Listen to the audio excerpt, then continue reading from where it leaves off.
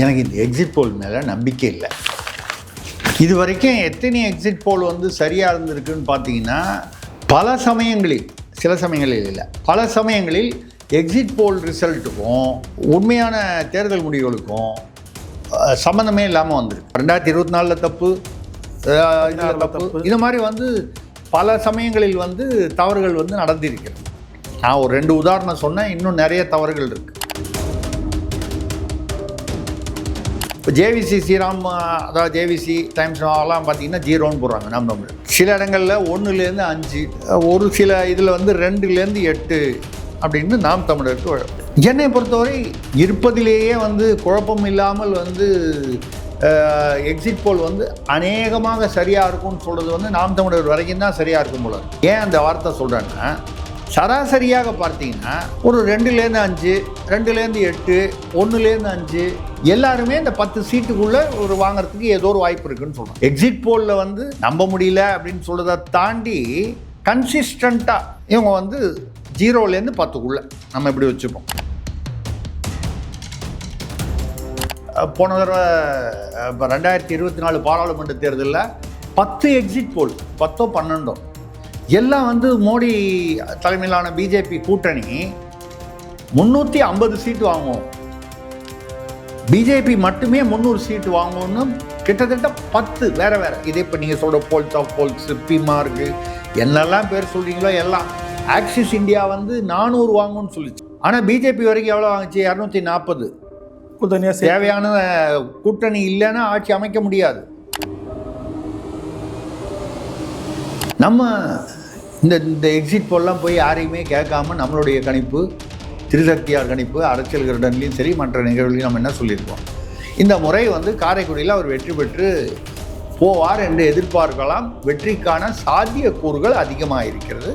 அவர் மட்டும் போகிறாரா, கூட 2-3 பேரோ 4 பேரோ கூட்டு போகிறாரா பார்க்கணும். அதை விட நான் ஒரு முக்கியமான பாயிண்ட் சொல்கிறேன். இந்த எக்ஸிட் போல ஏன் நம்ப மாட்டேன் நான் சொன்னேன்றதுக்கு, நேற்றுக்கு சாயந்தரம்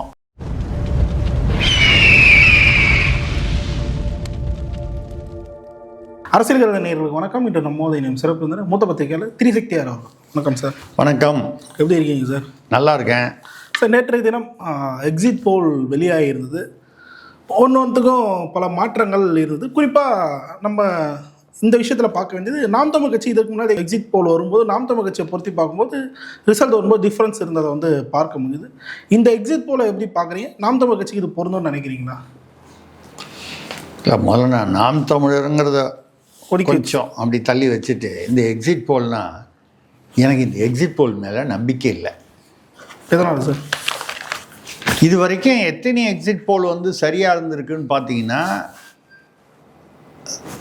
எக்ஸிட் போல் எல்லாமே சரியாக இல்லை, பொய் அப்படின்னு நான் சொல்லலை. ஆனால் பல சமயங்களில், சில சமயங்களில் இல்லை, பல சமயங்களில் எக்ஸிட் போல் ரிசல்ட்டுக்கும் உண்மையான தேர்தல் முடிவுகளுக்கும் சம்மந்தமே இல்லாமல் வந்திருக்கு. நீங்கள் வந்து என்ன அப்படிங்க சார், அது வந்து ஏன் அதுக்கு காரணம் வந்து ஏதோ அந்த எக்ஸிட் போல் நடத்துகிற நிறுவனம்லாம் பொய்யா சொல்கிறாங்க அப்படி சொல்கிறவங்களும் இருக்காங்க. காசு வாங்கிட்டு சொல்கிறவங்களும் இருக்காங்க. ஏதோ ஒரு கட்சி சார்பாக வந்து அந்த கட்சிக்கு ஃபேவர் பண்ணணுன்றதுக்காக சொல்கிறவங்க இருக்காங்க. இப்போ நம்ம நாம் தமிழர் கட்சிக்கு வருவோம். நாம் தமிழர் கட்சியை பொறுத்தவரை இப்போ ஜேவிசி ஸ்ரீராம், அதாவது ஜேவிசி டைம்ஸ் எல்லாம் பார்த்தீங்கன்னா 0ன்னு போடுறாங்க நாம் தமிழர். சில இடங்களில் 1லேருந்து 5, ஒரு சில இதில் வந்து 2லேருந்து 8 அப்படின்னு நாம் தமிழருக்கு. என்னை பொறுத்தவரை இருப்பதிலேயே வந்து குழப்பம் இல்லாமல் வந்து எக்ஸிட் போல் வந்து அநேகமாக சரியாக இருக்கும்னு சொல்கிறது வந்து நாம் தமிழர் வரைக்கும் தான் சரியாக இருக்கும் போல இருக்கு. ஏன் அந்த வார்த்தை சொல்கிறேன்னா, சராசரியாக பார்த்தீங்கன்னா ஒரு 2லேருந்து 5, 2லேருந்து 8, 1லேருந்து 5 எல்லாருமே இந்த 10 சீட்டுக்குள்ளே ஒரு வாங்கிறதுக்கு ஏதோ ஒரு வாய்ப்பு இருக்குன்னு சொல்கிறாங்க. ஆக்சிஸ் இந்தியாவில் வந்து 100 வாங்கும், 120 வாங்கும் இது தாவேகா. வேறு இதுலேயே பார்த்தீங்கன்னா 18, 22, 15 இந்த அளவுக்கு ஒரு முரண்பாடு வந்து நாம் தமிழர் கட்சியில் இல்லை. எக்ஸிட் போலில் வந்து நம்ப முடியல அப்படின்னு சொல்கிறத தாண்டி கன்சிஸ்டண்ட்டாக இவங்க வந்து 0லேருந்து 10க்குள்ளே நம்ம இப்படி வச்சுப்போம். எல்லாத்தையும் நீங்கள் பார்த்தீங்கன்னா, நீங்கள் என்னென்ன பேர் சொல்கிறீங்களோ எல்லாத்தையும் பார்த்தீங்கன்னா 0லேருந்து 10க்குள்ளே அப்படி தானே இருக்குது. எனக்கு தெரிஞ்சு 10க்கு மேலே எதுவும் வந்து சொன்னதாக தெரியல. இல்லை. ஆமாம், குறைஞ்சபட்சம் 0 தான் சொல்ல முடியும். 1 to 5, 2 to 8. நம்ம இந்த எக்ஸிட் போல்லாம் போய் யாரையுமே கேட்காம நம்மளுடைய கணிப்பு, திருசக்தியார் கணிப்பு, அரசியல் கிரடன்லையும் சரி மற்ற நிகழ்வுலையும் நம்ம என்ன சொல்லியிருக்கோம், இந்த முறை வந்து காரைக்குடியில் அவர் வெற்றி பெற்று போவார் என்று எதிர்பார்க்கலாம். வெற்றிக்கான சாத்தியக்கூறுகள் அதிகமாக இருக்கிறது. அவர் மட்டும் போகிறாரா, கூட 2-3 பேரோ 4 பேரோ கூட்டு போகிறாரா பார்க்கணும். இப்போது இவ்வளோ கஷ்டப்பட்டு பெரிய ஒரு ஏஜென்சி வச்சு செலவு பண்ணி கோடிக்கணக்கில் அதில் ஒரு மீடியாவோட ஒரு டைப் வச்சுக்கிட்டா நீங்களாம் ஒவ்வொருத்தனும் வந்து அந்த ஏஜென்சிலாம் அந்த மீடியா இப்போ டைம்ஸ் நவ் இல்லை வந்து இந்தியா டுடே இதெல்லாம் பார்த்தீங்கன்னா எத்தனையோ 100 கோடி 200 கோடி செலவு பண்ணி தான் இதெல்லாம் பண்ணுறாங்க. நம்ம எந்த செலவும் பண்ணாமல் நமக்கு தெரிஞ்ச ஒரு சிற்றறிவு அனுபவத்தை வச்சுக்கிட்டு நம்ம சொன்னது நாம் தமிழர் வரைக்கும் கரெக்டாக தான் இருக்குது. அநேகமாக அது வரும். காரைக்குடியில் வந்து அவர் வெற்றி பெறுவார். மற்ற இன்னும் யார் கூட எவ்வளோ பேர் வெற்றி பெறுவாங்கன்னு தெரியாதுன்னு சொல்கிறோம். அந்த மாதிரி வரும். இப்போ அதே மாதிரி உங்களுக்கு நல்லா ஞாபகப்படுத்தி பாருங்கள், இந்த ஆக்சிஸ் இந்தியா யார் கூட சேர்ந்து பண்ணுறான், இந்தியா டுடே கூட. இந்த இந்தியா டுடே தான் நான் இப்போ பல நிகழ்வுகளில் இப்போ சேனல்களில் பேசியிருக்கேன். அவன் தான் சும்மா இல்லாமல் திமுகவிலிருந்து 50% வந்தால் 165 சீட்டு யாருக்கு, தாவேகாவுக்கு. திமுகலேருந்து 33% வந்தால் 130 சீட்டு, 16% வந்தால் இவ்வளோ சீட்டு, அதிமுகலேருந்து இவ்வளோ % வந்தால் அப்படின்னு கணக்கு போடுறது. இதுக்கு நீங்கள் யாருமே ஒரு நியூஸ் சேனலோ இல்லை ஒரு ஏஜென்சியோ தேவையில்லை. சாட் ஜிபிடியில் போய் ஒரு 10 வயசு குழந்தைகிட்ட கொடுத்தீங்கன்னா இன்றைக்கி சாட் ஜிபிடியில் போட்டால் வந்து இதுக்கெல்லாம் பதில் வந்துடும். இந்த நிகழ்வை வச்சுக்கிட்டு தான் உடனே இங்கேருந்து வந்து தாவேகாலேருந்து அமைச்சரவை லிஸ்ட்டு போட்டது. அவன் சொல்கிறது என்னென்னா, திமுகலேருந்து 50% ஓட்டு இவங்களுக்கு வந்துருச்சுன்னா தாவேகாக்கு வருமா வராதான்னு அவன் சொல்லலை. வந்தால் 165 சீட் வாங்குவாங்கன்னு. உடனே 165 சீட் வாங்கினா நம்ம தானே வரணும் முதல்வர் சொல்லி அவருக்கு உள்துறை, புஷி ஆனந்துக்கு போக்குவரத்து, வரிசைப்பட்ட ஆதவர்ஜனாவுக்கு தகவல் தொடர்பு, ஆதவர்ஜனா ஃபிலிம் காமிக்கிறாருன்றது அதுக்காக ஒரு கால் அங்கே தகவல் தொடர்புன்னு போட்டாங்களோ என்னமோ, சுற்றுலா என்னமோலாம் போட்டு வரிசையாக போட்டாங்க. அந்த அந்த அந்த தொகுதியில் உள்ள அந்த 29 அமைச்சர்கள் லிஸ்ட்டு போட்டாங்க. சில பேர் வந்து இல்லை அந்த தாவேகாலேருந்து போடலான்னாங்க. தாவேகாவில் சில பேர் நிர்வாகிகளே அதை வந்து வெளியிட்டிருக்காங்க, ஃபார்வர்ட் பண்ணியிருக்காங்க. அப்போது நம்ம என்ன சொல்கிறோன்னா, இந்த முறை இந்த எக்ஸிட் போல்லாம் நம்ப முடியாது. பல சமயங்களில் வந்து எக்ஸிட் போல் வந்து தவறாக இருப்பதை நம்மளால் புரிந்து கொள்ள முடியும். 100 சீட்டு வாங்குவாங்க, 100லேருந்து 110 வாங்குவாங்கன்னு சொல்லுது. ஒரு கால் 120 வாங்கலாம், இல்லை 90 வாங்கலாம். இதை நம்ம தவறுன்னு சொல்லலை. அப்படியே மாறி இருக்குது. காங்கிரஸ் ஜெயிக்கும்னு சொன்ன இடத்துல பிஜேபி ஜெயிச்சிருக்கு, பிஜேபி ஜெயிக்கும்னு சொன்ன இடத்துல காங்கிரஸ் ஜெயிச்சிருக்கு. நான் சொன்னேன் 2004 உதாரணம்லாம் வச்சுக்கிட்டா. 2016 திமுக ஜெயிக்கும்னு சொன்ன இடத்துல அதிமுக ஜெயிச்சிச்சு. இதை விட ஒரு பெரிய முரண்பாடு என்ன இருக்க முடியும்? இந்த தடவை என்னென்னா, எல்லா 10 எக்ஸிட் போலும் ஒரு ட்ரெண்டு கொடுத்து அதுவுமே தப்பாக இருக்குன்றது முன்னால். இந்த தடவை வந்து குழப்பம் இன்னும் அதிகம். என்னென்னா, இப்படி 2 பேர் 3 பேர் 4 வந்து அதிமுக ஆட்சி அமைக்கின்றான், ஒரு 4 வந்து திமுக ஆட்சி அமைக்கின்றான்.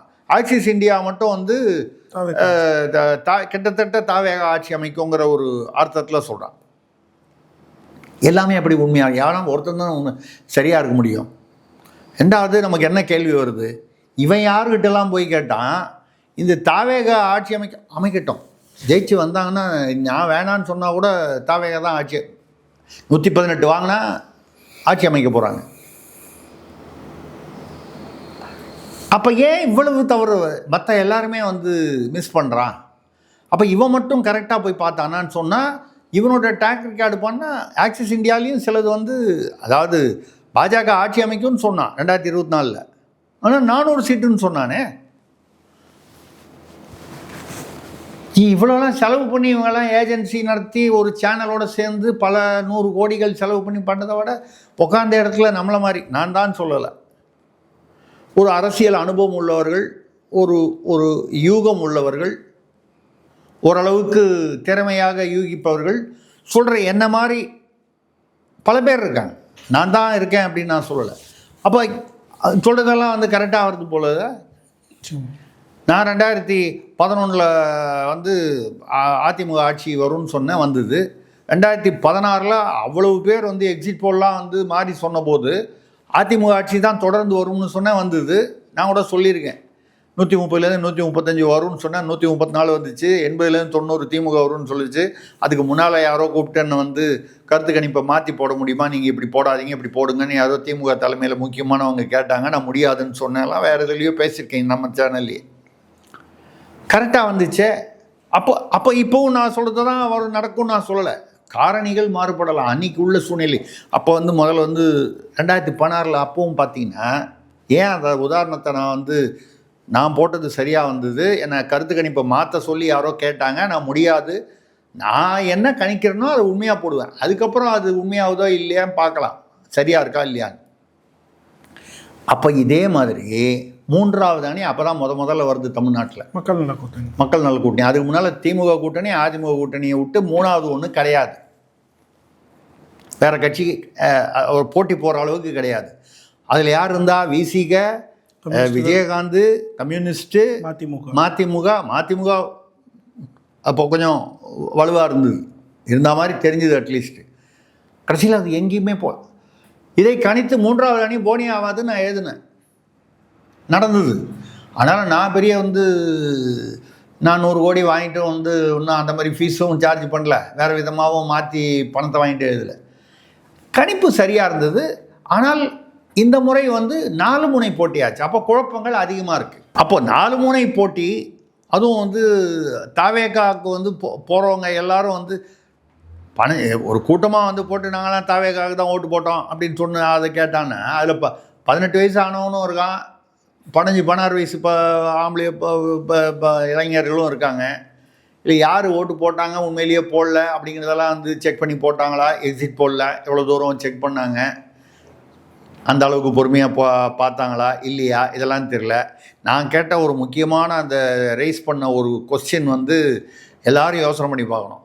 மேற்கு வங்காளத்தில் சாயந்தரம் 6 மணி வரைக்கும் ஓட்டு போடுறதுக்கு வாய்ப்பு இருந்தபோது 6:30 மணிக்கு எப்படி எல்லா சேனல்லையும் எக்ஸிட் 2வது கட்டம் அப்படின்னு போட்டு நம்பர் போட்டு பவர் பாயிண்ட் போட்டு போடுறதுன்னா எப்படி பாசிபிள்? காலையிலேருந்தே எடுத்துட்டோம் சார். குறைஞ்சபட்சம் நீங்கள் 3 மணிக்காவது முடிச்சிருந்தா தான் நீங்கள் ஏன்னா அந்த எடுக்கிறோம், ஒருத்தன் ஃபீல்டில் இருப்பான், அங்கேருந்து அவன் சொல்லி ஒரு 4 ஸ்டேஜ் தாண்டி அது சேனலுக்கு வரும்போது ஒரு 5 செக்மெண்ட் தாண்டி தான் வரும். அப்போ இதோடைய நம்பகத்தன்மை எவ்வளோ தூரம் அப்படிங்கிறது ஒரு பெரிய கேள்விக்குறி. இதெல்லாம் தாண்டி நம்ம என்ன சொல்கிறோன்னா, இந்த எக்ஸிட் போலில் வந்ததுன்னு வச்சுட்டு என்ன நாக்கில் வைக்கிறதா?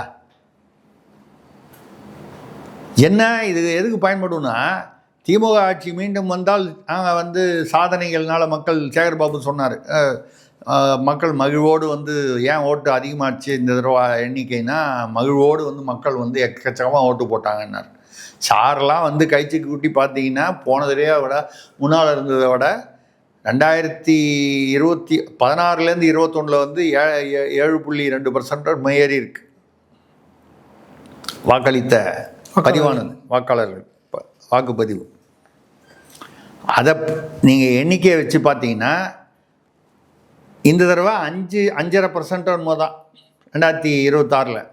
அப்போ அந்த முதல் தேர்தலில் இருந்த இன்க்ரீஸ் கூட இந்த தடவை இல்லை. அது இல்லாமல் கவுண்டாக பண்ணிங்கன்னா அப்போ 66 லட்சம் வருதோ, இப்போ 22 லட்சம் தான் ஆயிருக்கு. இந்த மாதிரி பல விஷயங்கள் இருக்குது. இது சும்மா 85%, இந்த 85%ன்னு சொன்னது எதனால், அது ஏன் 85% ஆச்சு 86% ஆச்சுன்னு சொன்னால், அந்த எஸ்ஐஆரில் 1 கோடி நீக்கி அதுக்கப்புறம் புதுசு பதிவு பண்ணது கிட்டத்தட்ட 20 லட்சம் சொச்சம் வந்தது. இந்த கணக்குனால அதாவது மொத்த வாக்காளர் தொகை குறைஞ்சு போச்சு. 5 ஏதோ ஒரு 6.5 கோடிக்கு மேலே இருந்தது 5.7 என்னமோ வந்துருச்சு. கிட்டத்தட்ட 15% மேலே குறைஞ்சிருச்சு. அப்படி குறையும் போது அதுக்கேற்ற மாதிரி வாக்கு சதவீதம் ஏறும். பதிவார வாக்குகளை பொறுத்து மொத்தம் குறையிறதுனால வாக்கு சதவீதம் ஏறிடுச்சு. போன தடவை 72% வந்துச்சு, இந்த தடவை 85 வந்துச்சு. அப்போ 13%னா அப்போ எப்படி இருக்கணும்? மொத்த வாக்கு அதேவா இருந்தால் அப்போ கும்பலாக கூடுதலாக வாக்கு போட்டார்கள்னு சொல்லலாம். இந்த தடவை இளைஞர்கள் வந்து தாவேக்காவுக்கு போட்டார்கள், திமுகவுக்கு போட்டார்கள், யார் வேணாலும் எப்படி வேணாலும் சொல்லலாம்.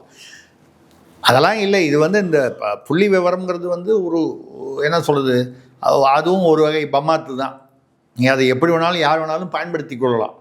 உள்ளுக்குள்ளே போய் ஆராய்ச்சி பண்ணி பார்த்தா தான் அதோடைய எண்ணிக்கையோட உண்மைகள் தெரியும். அதுவரை வந்து யார் வேணாலும் என்ன வேணாலும் சொல்லிகிட்டு இருக்கலாம், எங்களுக்கு மக்கள் ஓட்டு போட்டார்கள்னு. இப்போ திமுக ஆட்சி திரும்பி வந்தால் வந்து நாங்கள் சாதனை படைத்தோம், பெண்களுக்கு ரொம்ப பாதுகாப்பாக இருந்தோம். நீங்கள் நம்புவீங்களா பெண்கள் பாதுகாப்பாக இருந்தார்கள்னு? நான் நம்புவேனா? காசு கொடுத்து ஸ்வீட் பாக்ஸ் வாங்குறவன் நம்புகிற மாதிரி நடிப்பான். நம்ம வந்து நேர்மையாக இருக்கக்கூடியவங்க, பொதுமக்களாக இருந்தாலும் சரி, மீடியாவாக இருந்தாலும் சரி, யாரும் நம்ப மாட்டாங்க. உண்மைதான். சரி, சப்போஸ் வந்து திமுக மீண்டும் ஆட்சிக்கு வரலன்னு வைங்க, அப்போ என்ன சொல்ல போகிறாங்க? இந்த இவிஎம்மில் பிரச்சனை, இவிஎம்லலாம் வந்து செட் பண்ணிட்டாங்க, அதிமுக பாஜக வரா மாதிரி செட் பண்ணிட்டாங்க, இல்லை யாரோ வரா மாதிரி செட் பண்ணிட்டாங்க. 2021 இவிஎம் அப்போ மட்டும் 2021 மட்டும் இவிஎம்லாம் கரெக்டாக வேலை செஞ்சுதா? ஒன்று இவிஎம் வந்து சரி இல்லை தவறு.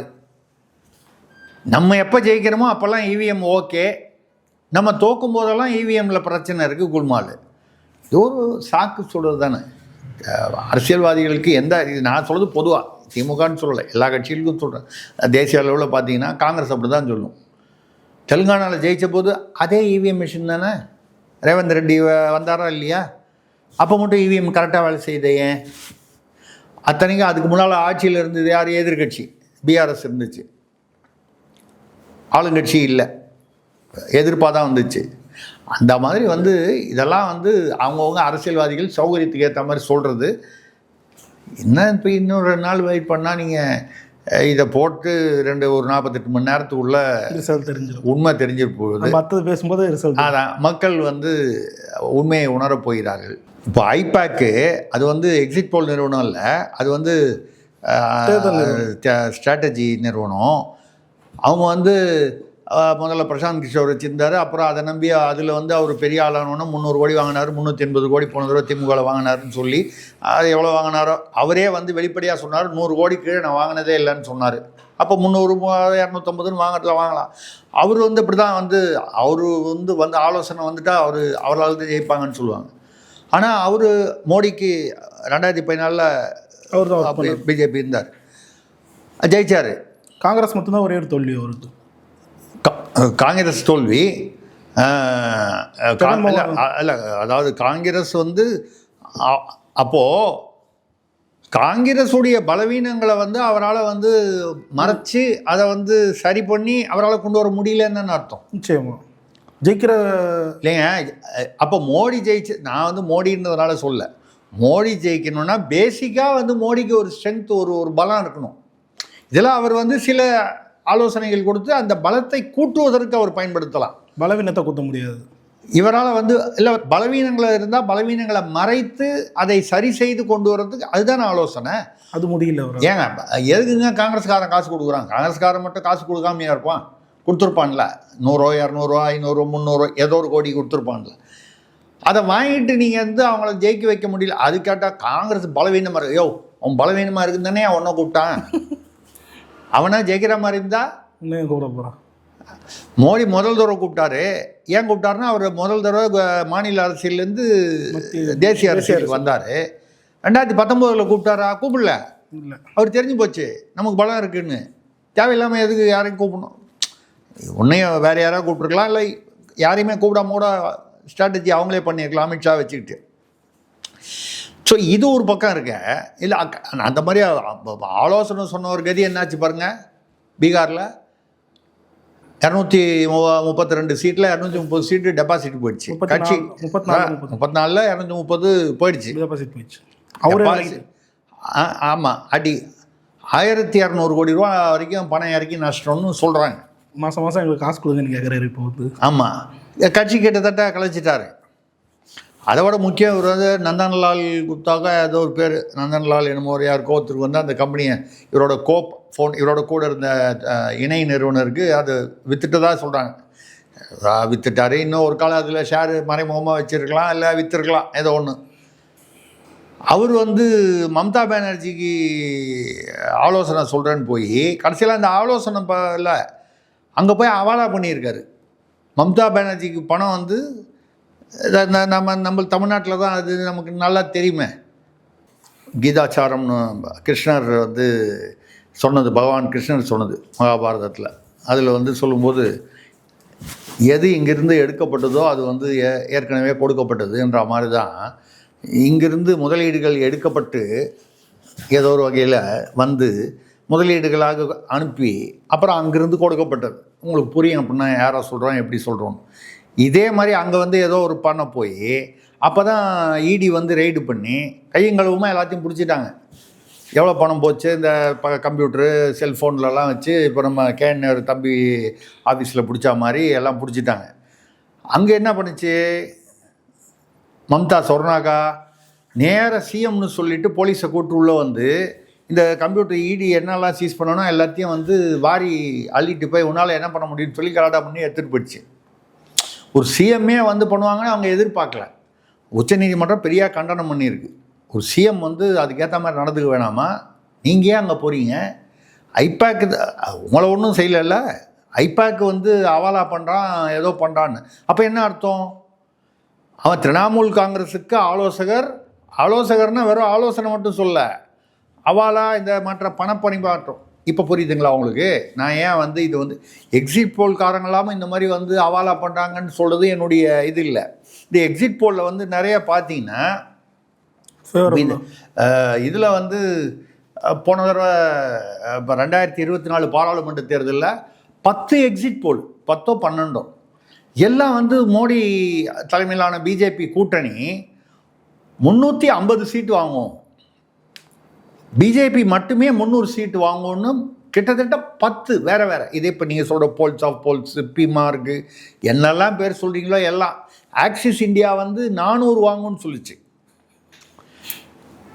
ஜெயிச்சார், ஆட்சியை பிடிச்சார் உண்மை. ஆனால் பிஜேபி வரைக்கும் எவ்வளோ வாங்கிச்சு? 240. தேவையான கூட்டணி இல்லைன்னா ஆட்சி அமைக்க முடியாது. கூட்டணியோட சேர்ந்து எவ்வளோன்னா 293 நிதிஷ்குமார் சந்திரபாபு நாயுடு சேர்த்து. சரிங்களா?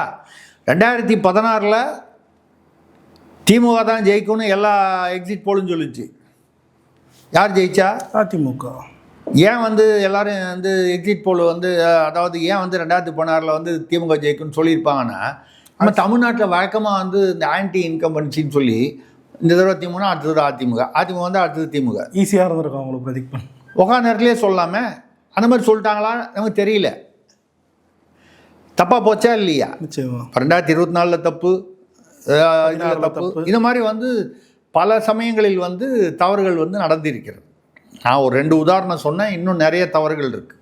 எக்ஸிட் போலில் உள்ள இப்போ அந்த ஆக்சிஸ் இந்தியா சொன்னோம், 400ன்னு சொன்னோம், அந்த மாதிரி தவறுகள் இன்னும் நிறைய இருக்குது.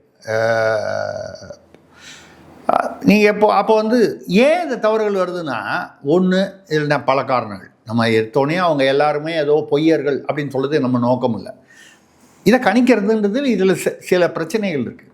நீங்கள் ஓட்டு போட்டு வெளியே வரீங்க, ஒரு ஆள் உங்களை கேட்குறாரு யார் ஓட்டு போட்டிங்கன்னு. நீங்கள் உண்மையை சொல்லுவீங்களா மாட்டிங்களா எப்படி தெரியும்? நீங்கள் பொய்யா சொல்லலாம். எல்லாம் என்ன சொல்லியிருக்காங்க கேட்டு சொல்லி விட்டுருவாங்க. இப்போ வந்து இப்போ நான் வந்து உங்களை கேட்குறேன்னு வைங்க, இவர் பார்த்தா இவர் இந்த கட்சியோட சப்போர்ட்டர் மாதிரி தெரியுறாரு அப்படின்னு எனக்கு ஏற்ற மாதிரி சொல்லுவீங்க. அவர் வந்து உங்கள்கிட்ட கேட்டார்னா அவருக்கு ஏற்ற மாதிரி சொல்லுவீங்க, ஆளுக்கு ஏற்ற மாதிரி சொல்லுவீங்க. உண்மையை சொன்னால் ஒரு கால் ஏதாவது பிரச்சனை வருமோ அப்படின்றதுக்காக மாற்றி சொல்லலாம். ஸோ அப்போது மக்கள் எவ்வளோ தூரம் உண்மையை சொல்லுவாங்கன்றது ஒரு பிரச்சனை. ரெண்டாவது, நீங்கள் என்ன மாதிரி சாம்பிள் எடுக்கிறீங்க, எந்த செக்மெண்ட்டை போய் கேட்குறீங்க. ரூலெல்லாம் அர்பனா அந்த விஷயம் வேறு இருக்குது.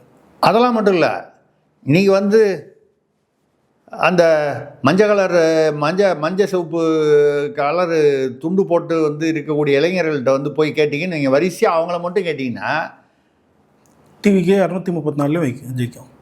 2043 ஜெயிக்கும் கூட சொல்லுவான். சத்யகுமார் சொன்னது சொல்கிறேன். திருத்தணி வேட்பாளர் சொன்ன மாதிரி திருத்தணி சொல்லும் டிவிக்கே வெல்லும். ஆமாம், என்னென்னே தெரியாமல் கேரளாவில் மட்டும் இல்லைங்க, தமிழ்நாடு கேரளா கர்நாடகாலையும் ஜெயிக்கணுவான். அங்கே தேர்தலே நடக்கலைன்றது கூட புரியாமல். அப்போது எந்த செக்மெண்ட்டை கேட்குறாங்க அப்படின்றதும் ஒரு முக்கியமான விஷயம்.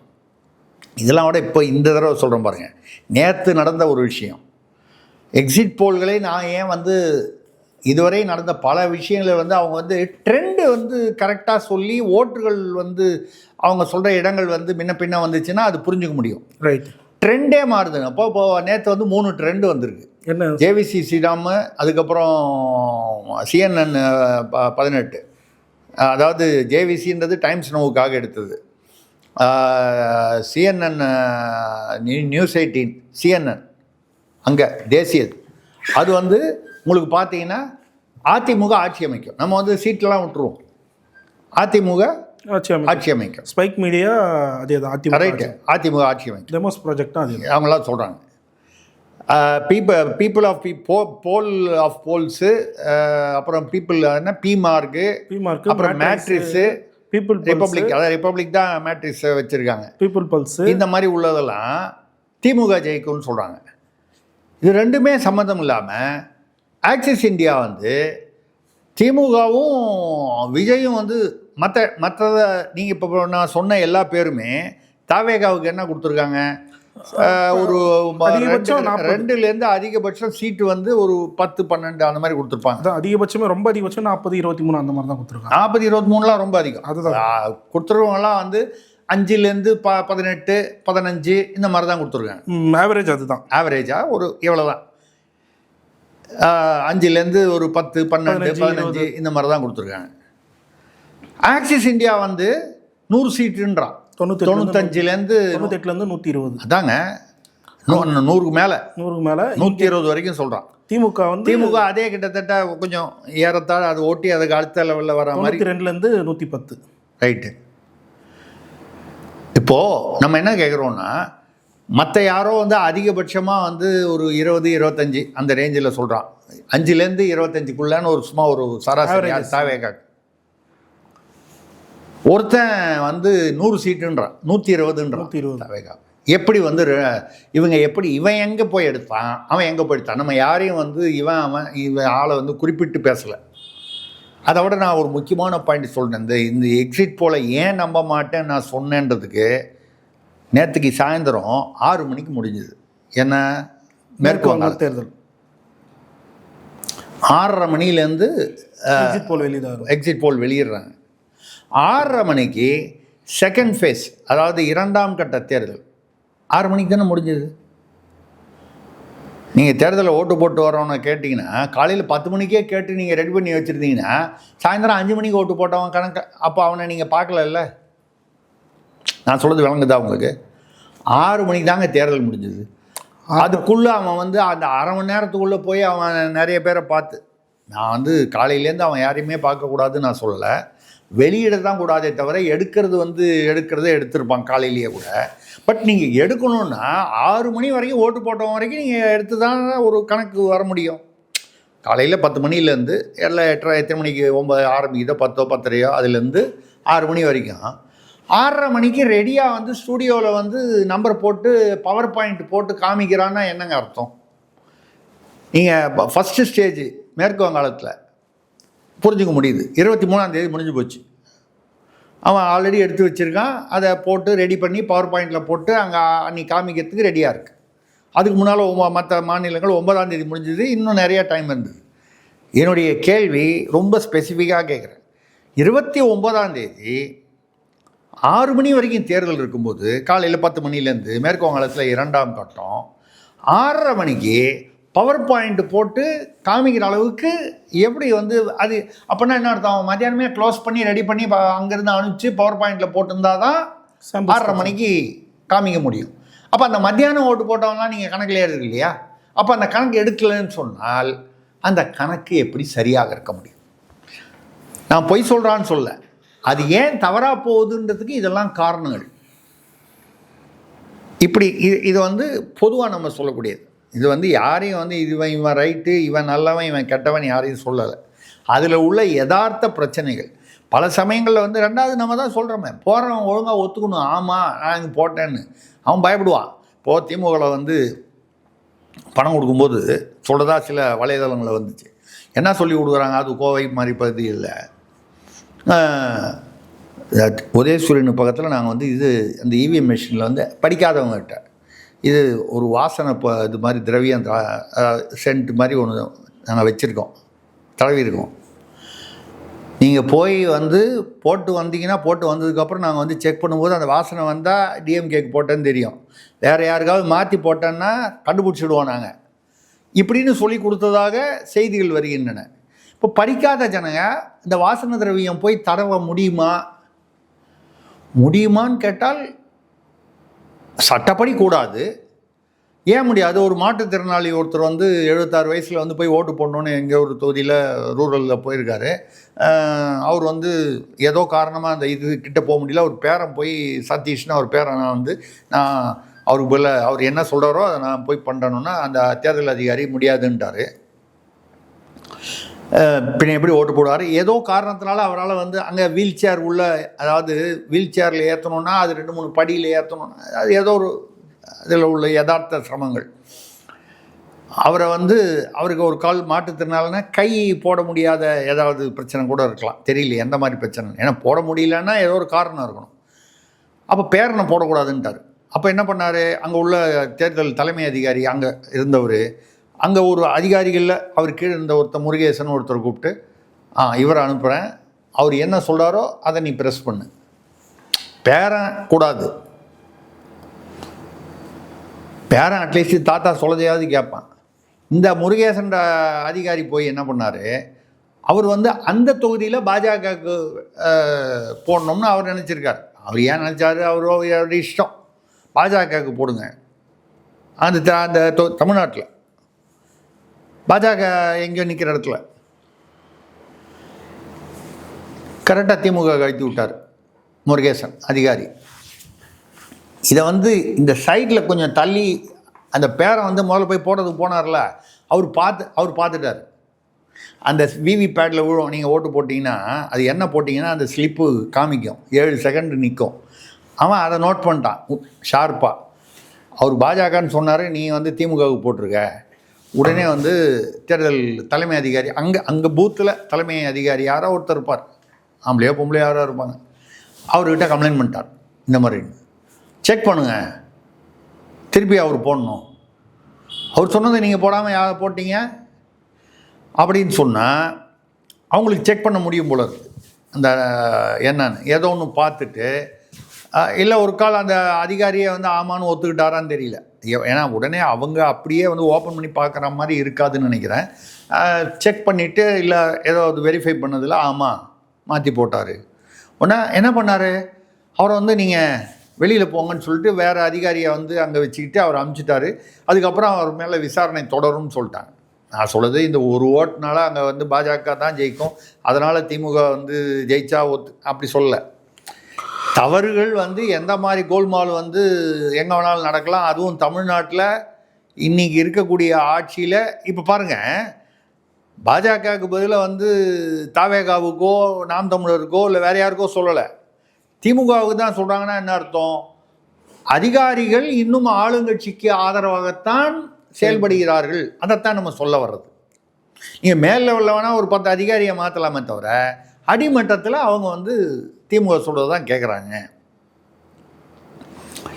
இன்னொரு இடத்துல பார்த்தீங்கன்னா கோவையில் நம்ம 10 ரூபீஸ் நிற்கிறார அவருடைய இடத்துல ஏற்கனவே அங்கே நிறைய அந்த அம்மன் அர்ஜுனாலாம் போய் மறியெல்லாம் பண்ணி ஒரு கலாட்டெல்லாம் நடந்துச்சு. அதெல்லாம் போக பணம்லாம் பிடிச்சாங்க, 5000 ரூபா ஒரு ஓட்டு கொடுக்குறாங்கன்னு. திமுகவில் வந்து 2000 ரூபா, மற்ற இடங்கள்லாமும் கொஞ்சம் டஃப்பாக இருக்கிற இடம், ரிஸ்க்காக இருக்கிற இடங்கள்லாம் 5000 ரூபா கொடுத்துதாகவும் சொல்கிறாங்க ஒரு ஓட்டுக்கு. அந்த மாட்டினவரே வந்து ஆமாம் திமுகவுக்காக தான் நான் வந்து கொடுத்தேன், செந்தில் பாலாஜிக்காக தான் கொடுத்தேன், ஒரு ஓட்டுக்கு 5000 ரூபா கொடுத்தேன்னு சொல்கிறாரு. வீடியோவில் எல்லோரும் பார்க்கக்கூடியது. அதுக்காக தான் அவர் மறியல் கூப்பிட்டா பறக்கும்படை 3 மணி நேரம் வரல, போலீஸ்காரன் 2 மணி நேரம் வரல. சரி நிறுத்துனீங்களா? மயிலாப்பூரில் வேலு திமுக வேட்பாளர் வீட்டில் வந்து 2.5 கோடி ரூபா பணம் முடித்தாங்க. இன்றைக்கும் இருதயராஜ் தூத்துக்குடியில் காங்கிரஸ் திமுக கூட்டணி வேட்பாளர் அவர் வீட்டில் 1 கோடி, கிட்டத்தட்ட 1 கோடி ரூபா பணம் முடித்தாங்க. அந்த தேர்தலை நிறுத்தியிருக்கணுமா இல்லையா? நிச்சயமா. அப்போ தேர்தல் ஆணையம் வந்து தன்னுடைய கடமையை முழுமையாக செய்ய, நம்ம வந்து யாரையும் வந்து அது திமுக சார்பாக இருக்கணுன்றதுக்காக பண்ணிச்சா, கவனமின்மையா திறமையின்மையா இதில் எது வேணாலும் நீங்கள் டிக் பண்ணீங்க. இது ஒரு பக்கம். இது இப்படிலாம் இருக்கும் பொழுது இந்த எக்ஸிட் போலில் வந்து இவ்வளோ பிரச்சனை இருக்குது. ஏன் பல சமயங்களில் வந்து எக்ஸிட் போல் வந்து எக்ஸிட் போலில் வர்றதுக்கும் ட்ரெண்டே மாறினது நிறைய தேர்தலில் இருக்குது. நிறைய மாநில தேர்தலில் இப்போ ஒரு உதாரணமாக எடுத்துக்கிட்டிங்கன்னா ஹரியானாவில் இந்த கட்சி தான் ஜெயிக்கும், அதி ஜெயிக்கும். நீங்கள் இவ்வளோ தூரம் போக வேணாம். 2004 முன்னால் மன்மோகன் சிங் பிரதமரானார். அது முதல்ல சோனியா காந்தி ஆறா மாதிரி இருந்து அவங்க வெளிநாட்டுக்காரங்கன்னு சுப்பிரமணிய சாமி வந்து அப்துல் கலாம் பிரசிடெண்ட்கிட்ட போய் சொல்லி அதனால் வந்து மாறி அப்புறம் டம்மியாக வந்து இவரை போட்டாங்க.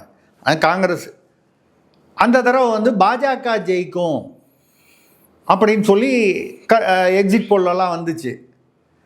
ஆட்சி அமைச்சது யார்? சோனியா. அதாவது சோனியா சார்பில் மன்மோகன் சிங் பிரதமரானார். அப்போ பார்த்தீங்கன்னா இந்த மாதிரி தவறுகள் எக்ஸிட் போலுக்கும் இதுக்கும் அது அந்த 2004 ஒரு இது இருந்தது. என்னென்னா பாஜகவுக்கும் இவங்களுக்கும் ஒரு 30 சீட் அதிகமாக வாங்கிச்சு யார். ஆனால் 2 பேருமே மெஜாரிட்டி வாங்கலை. இடதுசாரி தனியாக நின்னாங்க. அவங்க 60 சீட் வாங்கினாங்க. அவங்கள சேர்த்துக்கிட்டு வரும்போது பாஜகவை விட அதிகமாக வந்துச்சு. அந்த மாதிரி காரணங்கள் கூட ஒரு நியாயப்படுத்தக்கூடியதாக இருந்தது.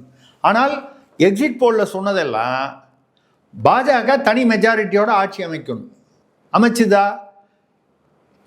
முதல்ல மெஜாரிட்டியும் கிடைக்கல. இதை விட காங்கிரஸுக்கு அதிகமாக கிடைச்சது 2004 30 சீட்டு என்னமோ அதிகமாக சுமார் அதிகமாக கிடைச்சிது. ஆனால் அதுவும் மெஜாரிட்டிக்கு பத்தாமல் லெஃப்ட்டு இடதுசாரிகளை கூப்பிட்டாங்க. ஆக பாஜக தனியாக மெஜாரிட்டி ஆட்சி அமைக்கும்னு சொன்னது கம்ப்ளீட்டாக வந்து மாறி போச்சா இல்லையா? இந்த மாதிரி பல சமயங்களில் நடந்திருக்கு சார். பல்லர்களை தெளிவாக சார். நன்றி சார். நன்றி, வணக்கம்.